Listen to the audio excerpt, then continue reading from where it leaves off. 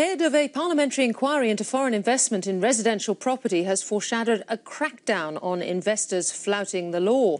Coalition MP Kelly O'Dwyer has accused the watchdog of being asleep at the wheel and failing to prosecute anyone in 8 years.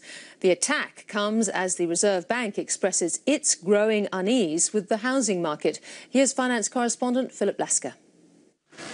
As Australia's property market bubbles away, an extraordinary attack from a government MP on the Foreign Investment Review Board. I think there has been a failure of leadership in FIRB. Kelly O'Dwyer chairs a parliamentary inquiry tasked with looking into foreign investment into the housing market. I think FIRB has been asleep at the wheel. I think they need to be far more proactive in enforcing the law. I think because they haven't been proactive in enforcing the law, that's the reason why people have got less confidence in our foreign investment regime right now. Ms O'Dwyer says 8 years without one single prosecution for breaches of foreign investment rules is unbelievable. There have been claims that foreign investors have been flouting restrictions, buying properties in the name of family members who are Australian residents or illegally purchasing established homes. But the committee chair stopped short of blaming foreign investors for pumping up property prices. She did, however, signal tougher penalties more closely aligned to the size of the transaction and a broader approach. Everything, the onus, everything is actually all on the purchaser, the person who is the foreign investor.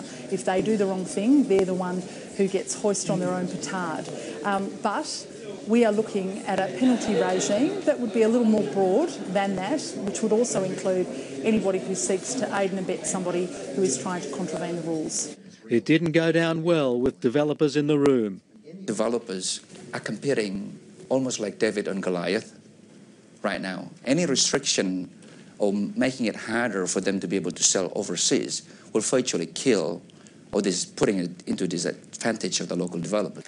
And Treasurer Joe Hockey had a message for foreigners claiming Australia's experiencing a credit-fuelled property bubble.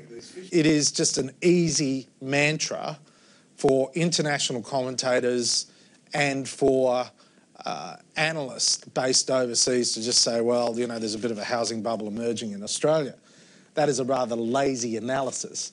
Obviously, rising property prices aren't keeping the Treasurer awake at night. I don't see, at the moment, any substantial risk. They're not quite so relaxed and comfortable at the Reserve Bank. Rising property prices are featuring more prominently in the RBA's interest rate deliberations.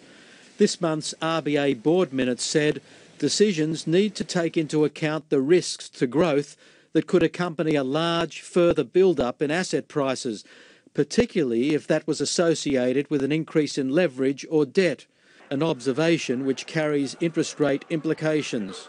We've had a view for a while that we think the RBA wasn't going to cut interest rates any further, and the key reason for that has all along been that we think that the housing market is picking up fairly strongly and the RBA is getting the effects on the economy that it expects from low interest rates. So how long before rates start rising?